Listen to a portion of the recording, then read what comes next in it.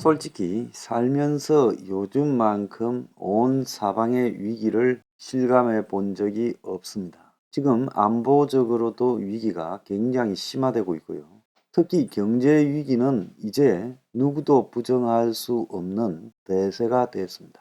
다만 경제 위기는 온다. 언제 오냐? 내년부터 온다. 저는 지금도 경제 위기의 진행형이라고 보고 있습니다. 이미 터널 초입에 들어갔고 이제 눈덩이 폭탄이 언제 우리한테 날라오느냐 그것만 지금 세고 있는 거죠. 그래서 그 눈덩이 폭탄이 내년 초부터 날라온다 이렇게 지금 해석을 해야 될 상황이고요. 경제위기 안보위기가 지금 겹치면서 서로 악영향을 미치고 있고 한국은 다른 나라에 없는 북의 핵위기라는 부분까지도 별도로 또 겪고 있습니다. 자, 그래서 이런 경제 위기, 안보 위기에 지금 복합적 위기가 서로 이렇게 상승 효과를 일으키면서 전 세계를 강타하고 있어요.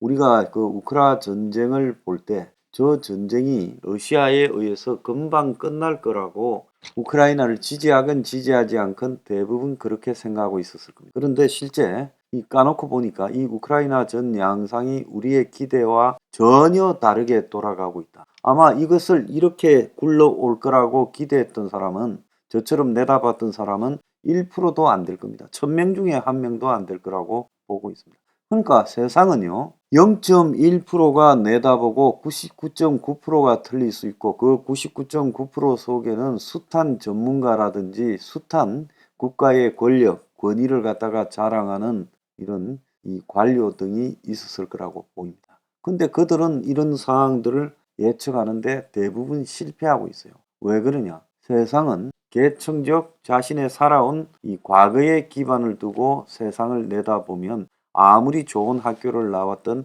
아무리 훌륭한 자기의 프로필을 가지고 있다 하더라도 그것이 미래를 내다보는 거울은 될 수 없는 거죠. 자, 그렇게 부인하던 이 보수 언론들이 이제 어쩔 수 없이 경제 위기를 인정하고 나왔습니다. 오늘 조선일보 일면에 보면 세계 경제 추운 겨울 닥친다. 이래가지고 이제 버냉키 전 연준 의장 사진, 게오르기 에바 IMF 총재 사진, 그리고 다이먼 JP 모건 체이서 CEO 사진 3개를 대문짝만하게 걸어놓고 IMF가 내년 성장률을 처음에 3.8에서 3.6으로 그리고 2.9로 이제 2.7로 낮췄다는 겁니다. 버냉키는 아시아 자본 유출 위험이 매우 심각하다라고 지적을 했고, 즉 아시아에서 위험한 동아에서 외환위기가 발생할 수 있다라는 지적이죠. 그리고 다이먼은 미국 주가가 20% 더 하락할 수 있다고 말을 했습니다. 그래서 조선일보의 논지는 내년 세계 경제는 올해보다 훨씬 더 춥고 힘들 거다. 내년 세계 경제 전망치가 IMF에서 또 낮아졌고 올 들어 세 번째 하향 조정을 했고 고물가, 고금리, 그리고 고환율 세계를 강타하고 있는 삼고파고가 내년에는 더 큰 충격을 주게 될 것이다. 여기에 이제 러시아의 핵 사용 가능성까지 고조되고 있고 미국의 중국 포위 전략까지 진행되면서 세계 경제를 위협하는 요소들이 곳곳에 도사리고 있다. 이런 이야기를 소개를 했습니다. 그래서 전 세계 33%, 즉 3분의 1이 2분기 연속으로 마이너스 성장이 되고 있다. 전 세계 국가 중에 3분의 1이 2분기 연속 마이너스 성장, 즉 경기 침체를 겪고 있고 유럽은 특히 이미 침체 상태에 들어갔다. IMF는 독일하고 이탈리아가 내년에 마이너스 성장을 할 거라고 전망을 하고 전쟁으로 에너지 난의 직격탄을 맞고 있다. 그래서 유로존은 0.5% 성장으로 지금 조정이 되었고 물가 상승 전망치는 6.5%로 예측이 되고 내년 한국 경제 성장 전망치 2%. 여기서 제가 또 예측 하나 하겠습니다. 내년에 한국은 마이너스 성장입니다.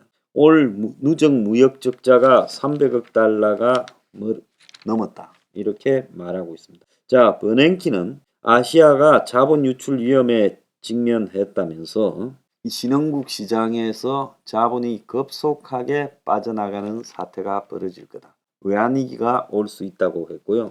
월가의 실력자인 JP 모건 체이스 최고 경영자 제이미 다이먼은 유럽은 이미 침체에 빠졌고 미국도 6에서 9개월 내에 침체에 빠질 것이다. 자, 지금 미국의 나스닥이 빠지고 있는데 한 20%좀 더 빠질 거다라는 이야기가 나오고 있고 영국, 중국, 일본 등 곳곳이 지금 침체 위기에 접어들고 있습니다.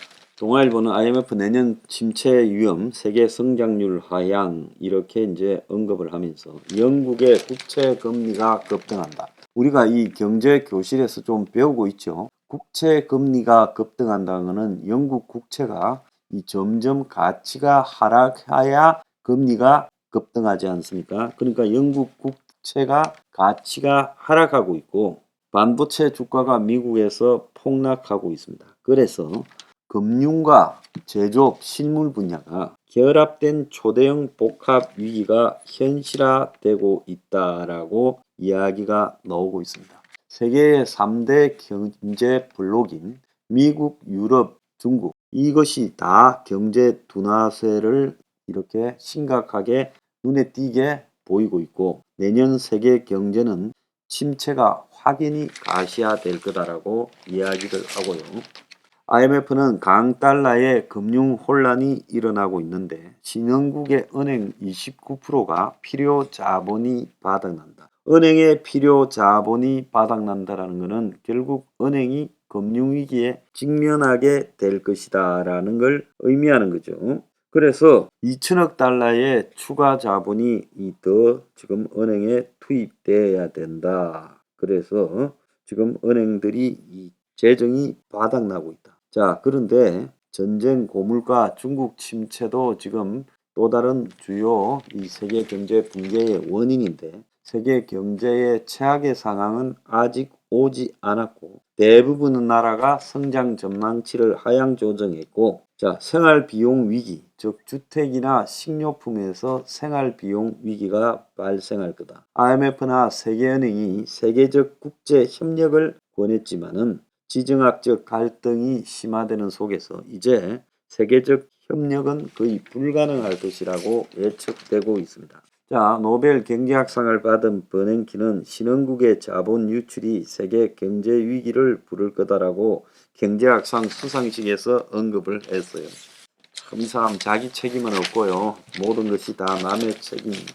장 모렐 EU 외교 고위 대표는요. 각국 중앙은행이 연준에 따라갈 수밖에 없어 경기 침체가 불가피하다라고 지금 말을 하고 있습니다. 자, 강달러가요. 미국의 지금 기업들을 부진에 빠뜨리고 있다는 겁니다. 그러니까 이 미국의 달러가 세니까 그 나라 환율로 미국의 제품을 구입할 수가 없는 거죠. 그래서 글로벌 경제가 강달러를 주도하는 미국부터 송두리째 흔들리고 EU도 이례적으로 연준을 비판하고 있고 미국의 지금 도미노식 금리 인상 주도가 연준에 의해서 이렇게 되고 있다. 자, 그래서 이 IMF 대출 규모가 5년 만에 2배가 늘어났다는. 자, 물가나 이런 인플레는 언젠가는 잡히겠죠. 제가 봤을 때 내년 연말까지는 안 잡히고 내후년 초에 잡힐 거라 보고 있습니다.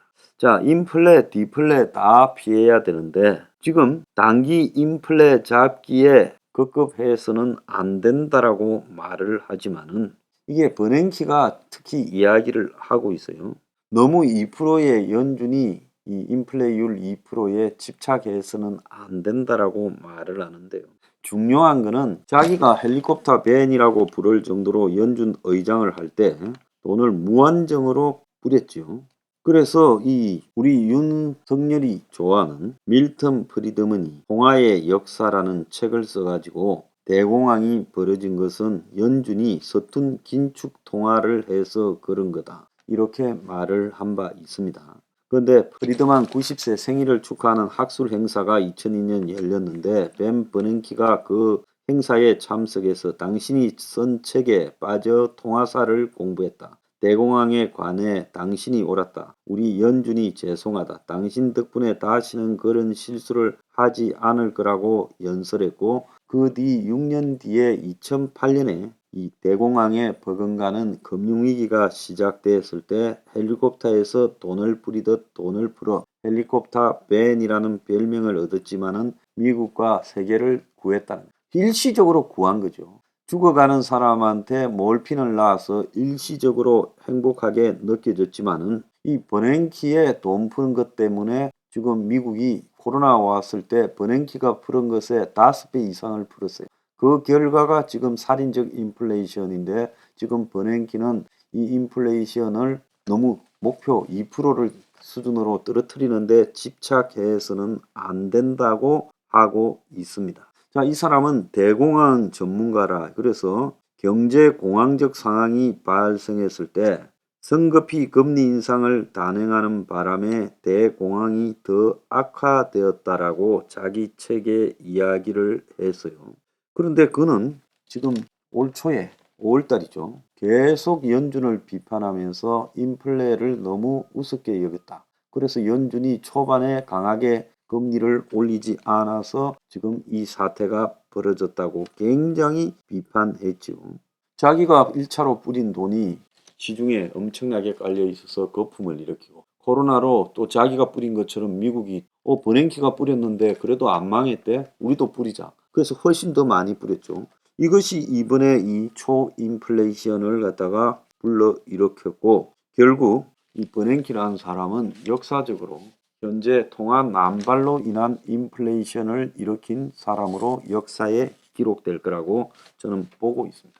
자, 그래서 지금 세계 경제에 이런 충격이 닥치는 가장 큰 이유는요. 세계가 돈을 뿌리면서 돈 뿌린 결과를 예측하지 않았다. 돈을 저렇게 뿌려대면서 성장률과 관계없이 경제의 규모의 크기의 성장과 관계없이 돈을 뿌려도 그 돈을 뿌려서 당장의 위기를 끄면 급한 불만 끄면 어떻게든 해결되겠지라고 생각했지 돈을 저렇게 많이 뿌렸을 때 나올 수 있는 일을 생각을 못한 거예요. 밀턴 프리드만을 존경했다면서 밀턴 프리드만의 책에 있는 통화에 대한 통제 부분을 이 버냉키는 몰랐던 겁니다. 그래서 세계적 석학이라는 것들로 다 별게 아니다. 지금 오늘날 이런 일이 벌어진 것은 저렇게 많은 통화를 금융위기와 코로나 때 뿌리고 그 일이 어떻게 끝날 것인가를 아무도 예측하지 않은 데 있다.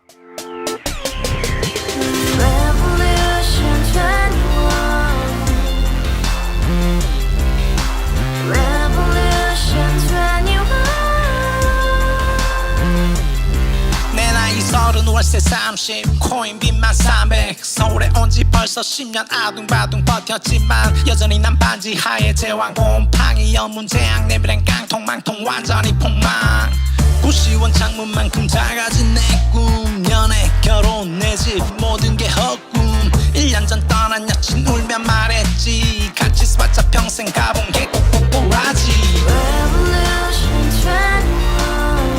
가바후스 700 나도 소유주 가바후스 700 나의 소주 택시기사 우라부지 마트 캐셔 울어무니 우리 집안 다 털어봤자 후줄 그래 개선민 내미래 거기서 팍 끝난 거지 팍 더 이상 노력 따윈 괴물이 스펙 찾아서 말리 비오는 날 알바 잘려 맨날 학원 날 개쳐 발려 밤비 내리는 양화대교 홀로 걷고 있을 때 현수막에 아로 새겨진 평당 700짜리 아파트 다같이 소리 질러 혁명 21 가바후스 700 나도 소유주 가바후스 700 나의 소주 Together in the house, brand new day, and your dream had just begun.